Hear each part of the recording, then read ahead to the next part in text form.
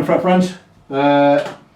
Slightly different video today. I've just had a guitar delivered by Parcel Force and I'm going to do an unboxing. I'm going to do an unboxing because there's damage to the box on the outside. I didn't have to sign for it because Parcel Force's policy at the moment, because of social distancing, you don't sign, you just have to be in. And if you're in, they'll stand away and they'll sign for you. But I always tell them sign unchecked. Anyway, so I've just received this guitar. Now the problem with Parcel Force and Royal Mail, sending instruments with them, and don't get me wrong, right, and I'm not slagging no one off because I actually do work for Royal Mail, but Royal Mail and Parcel Force do not insure musical instruments to a full value. They will only pay out £100, no matter how much insurance you pay for. You can pay for a £50 supplement for up to £1,000 insurance or whatever, but if they damage it, they will only give you £100. So always check. It's something Royal Mail and Parcel Force should really look at. Because so many people send guitars, and I'd happily send mine Parcel Force or Royal Mail. Well, I work for Royal Mail, but not if they're not insuring them. So I'm going to open this box on camera. This will act as evidence if there is any damage to the guitar, and also it'll give me, well, it's a more interesting way to start the project off. This guitar has been sent up to me by a young guy called Dan from Bristol. He does have relatives who live up this way, so he says he can always pick it up when he's up this way. And I know it wants a refret, and I know it's not in a great condition, this guitar, but he sent all the bits that he needs to upgrade on it. I think with scratch plates, pickups and all sorts going on here. So it's likely going to be dismantled. Now myself, if I was sending a guitar and I was having it built up, I'd have stripped it completely, took the neck off the whole lot and boxed it in a smaller box. It would have been cheaper to do it that way. But anyway, let me just move the camera, and I'm not going to turn the camera off, I'm just going to move it while I'm still filming, and I'm not going to zoom out. I'm going to keep it all in there. So there you go. I'm going to grab me a Stanley knife. I'm going to have a look inside the box. So let's have a look here. That's my wife WhatsApping me, I think. My wife is a teacher. And she's well, she's a trainee teacher this 1 year, and she's probably on her break right now. She's actually teaching. She taught on her own solo for the first time yesterday. A wonderful girl, my Michelle. She got a first on her chosen subjects. Which is French. My wife is French Canadian, so she learnt, well, she knows French anyway, but not one of those. So she did that on her course. Fantastic grades, and she's now a trainee teacher. Don't know why I'm telling you all this information. Right, pickups here. Oh, we've got a full set of Texas Locos from Iron Gear. I love Iron Gear pickups. I have a Texas Loco on one of mine, but I only have a neck, bridge and middle. I would have probably mixed this set up a little bit. Bridge, middle, neck, from right to left. I would have probably mixed mine up a little bit. I'd have gone with something a little bit different. But anyway, let's look at the guitar. Now the guitar looks to be absolutely tickety-boo. That's fairly well. Yes, it is in a bit of a state. It does need a clean. I knew that anyway. Does need a refret. Is having a refret. I've got a nice letter from Dan in the box, which he did tell me about. So fortunately, the guitar is not damaged. I don't know what's in there, what that's for. Would that have been a tremolo arm in there or something? I've got no idea. We'll check that later. Check the box for other bits in a bit. Let me just stick this guitar on a stand out of the way. So now this video is acting as an intro to the guitar, and I'm going to read the note he sent with it in a moment. We're just going to get the box out of the way. Should something have been in there? Not anything in there now. There will be a scratch plate in that pack there.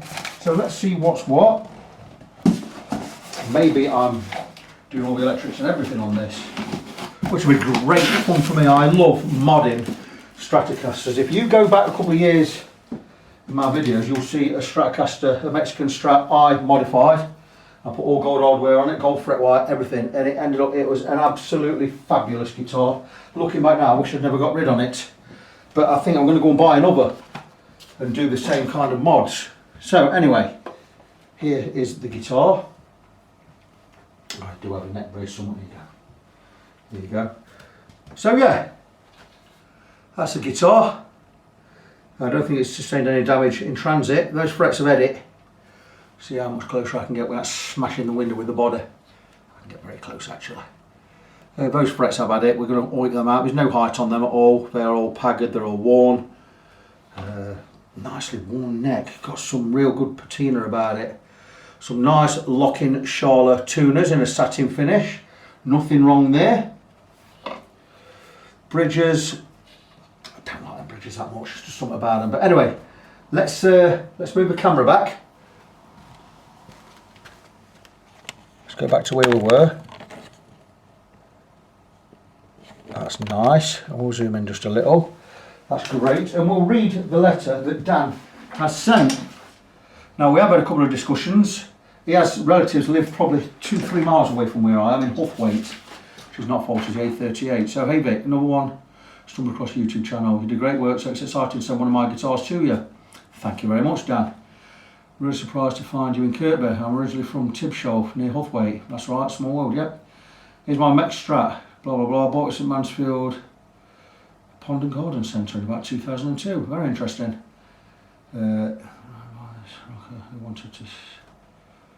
Right, very good, very good. This is my daily player for the next 8 years. Wow, £200 you pay for this.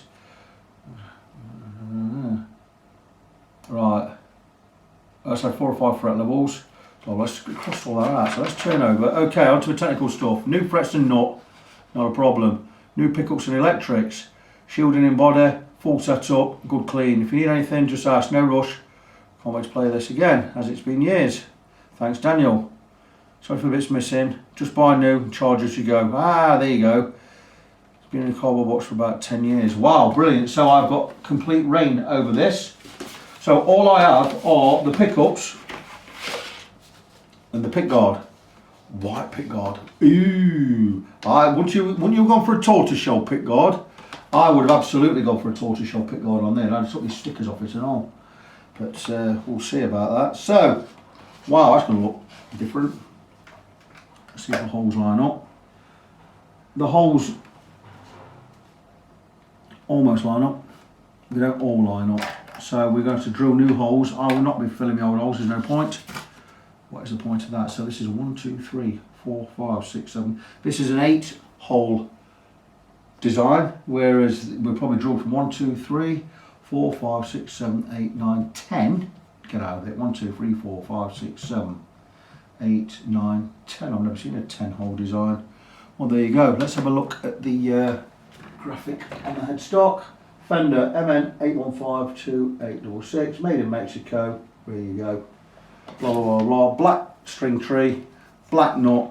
We're going to put a bone nut on there, or definitely a cream nut anyway. Possibly go with a bone, or we'll go with a Fender Cyclovac. Absolutely fine. Leave all that lacquer on there. We could take it off and oil it if Daniel so wanted. Could leave all the patina and everything on there. Frets look to be round about 2.3mm wide, which is vintage size, which is fantastic because I have vintage size fret wire in stock. Let's just get a caliper out and give it a measure. I like doing these mini live videos. It's not live as such because it's not going out live, but it is live in as much as you're seeing the guitar at the same time I do. So I am, for all intents and purposes, live right now. Fantastic. Caliper's reading, that's not very good, remember, they're reading 143mm. Okay, let's have a look, see where we are. I'm saying 2.3. It's actually 2.1mm. 2.15. That is really good news. It's about 2.1mm wide, which is fantastic because I'm going to refret this using vintage fret wire. I do have some brand new fret wire in stock that I just ordered from my supplier, Tone Technology Supplies, based somewhere in England. Let's just have a look in here. And this is my new stuff. And the good thing about the fret wire I'm using, Synton's Elite, is I just had a delivery of this, 3 lots. Synton's Elite, 2.3 wide, but it's 1.4mm high. And the great thing about that is that will give us more redressers down the years or down the line, but even better than that, Not only is it wide and high, it is the hardest nickel silver fret wire on the planet. Where most fret wire used by companies is 12% nickel silver, a lot of luthiers and techs like myself have been using 18% nickel silver for the past number of years, as I always have. But this stuff is 25% nickel silver. It is not as hard as stainless. It's not quite as hard as gold, Jescar Gold Evo, but it is right up there. This will give you years and years more play because it hardly wears at all. And the good thing about the extra height, 1.4mm, is you'll get 2, 3, maybe even 4 redressers down the line. This should last you, even a heavy player should last you 50 years. That's just a guesstimation, but it will certainly last a long time.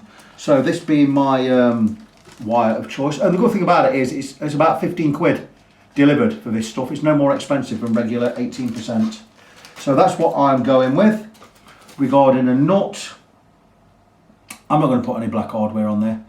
I think I'm going to change the string tree for a chrome one. We're going to put a cream nut on there. We're going to give it a good clean. We're going to rewire it completely. I will be going with CTS pickups. I'll talk to Daniel about what kind of mods he wants on the electrics. I'm thinking we'll put a blend pot on there, which means we can blend in the bridge pickup or the neck pickup in any of the positions you normally can't. So say for instance we're in position 5, which will just be the neck pickup. With a blend pot on there, we can just blend the bridge in. You can have bridge and neck. Also in position 4, where we have got the neck and the middle, we can also then blend the bridge pickup in and have all 3 on. And vice versa, we could do the same at the other end. If we've got the bridge pickup, we can blend the neck in. If we've got bridge and middle, we can blend the neck in. But that will mean, instead of having 1 volume and 2 tones and the bridge not on tone, we're going to make the middle tone, or the middle knob, we'll make it a master tone for all 3 pickups. So a master volume, master tone and a blend pot. Great little mod there. I also put a, I think I put a treble bleed circuit on the volume so we don't get any treble roll off on the bridge pickup. They're the mods I'm thinking I ought to do. I could also do a bass and treble cut rather than tone, but it won't give us a blend. I would like to have a blend on there. So I'm going to talk that through with Daniel. This could be an expensive upgrade. I mean, refret wise, I've just put my refretting prices up. You already start at 200 quid. That's your base price. You've got 25 quid because I'm going to do extra work around a lacquered board, so that's 225. You've got a price of a fret wire, price of a nut, which brings you up to 250. That's just for your refret. Then you've got all the electrics to do. Installing 3 pickups is 40 quid. The electrics I would charge you 25 quid for. That's another 65 on top of the 250. You're already at 315 quid. Then you've got your bits on top and your modification. So I'll be looking at, in excess of £350 all done for this. I hope it's worth it.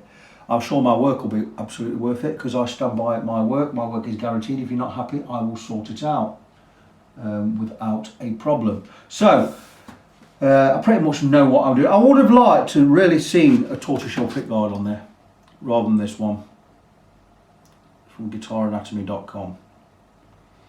I'll go check them out. I think I've been there once or twice before, but anyway, so that's where we are. You've seen the guitar, you've heard my plans. The guitar fortunately has not arrived damaged, so we're all pretty much good to go. I don't know when I'll be starting this. It's not up on the board yet, but I will be doing this. This I think is going to be one of those December ones where I'm going to do this after my work at Royal Mail, so there's no immediate rush. I would like to think I'd get it done before Christmas, and I'm sure I will. So leave that with me. I'll be back, let you know my extended plans once I've talked to the owner, once I've talked to Daniel, and we'll crack on from there.